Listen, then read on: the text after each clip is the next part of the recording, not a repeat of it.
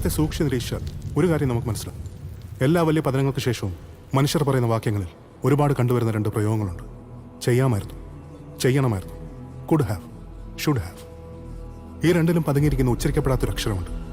അതിൻ്റെ മൗനമാണ് ഈ വരാൻ പോകുന്ന വലിയ വിപത്തിന് പിന്നിലെ കാരണം. ആൻഡ് ദാറ്റ് ലെറ്റർ ഈസ് വാഴും ഒരു നാടിനുടലാകെ ുണയാക്കും കെടുകാലം പുതിയേ വീഴും ചുടു കണ്ണീർ കടൽ നീന്താൻ അരുതാതെ എങ്ങും പുരുഷാരം തല താഴ്ത്തി കഴിയേ വാടുന്ന കണ്ണാൽ തേടുന്ന നാരെ താങ്ങായി നയിക്കാൻ നീ മാത്രമേ. പേരില്ല യോധാവായി മണ്ണും നീരേഴും കാക്കും ഇരുൾനാഥനേ.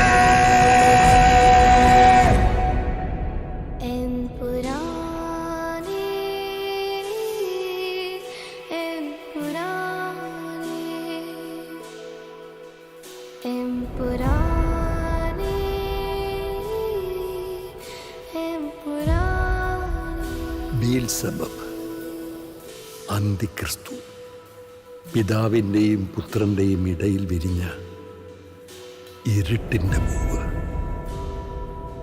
തമോഗോളങ്ങളുടെ എമ്പുരാൻ, ലൂസിഫർ. എമ്പുരാനേ, എമ്പുരാനേ, എമ്പുരാനേ, എമ്പുരാനേ. കൈകൾ ഇതു കൂപ്പിത്തൊഴുതാലും കനിയാതെ എല്ലും വിളി കേൾക്കാ പല ദേവർ ഇവിടെ. യുദ്ധത്തിൻ സാരം നീ മണ്ണും നീരേഴും കാക്കുന്ന ശ്യാമാംശമേ.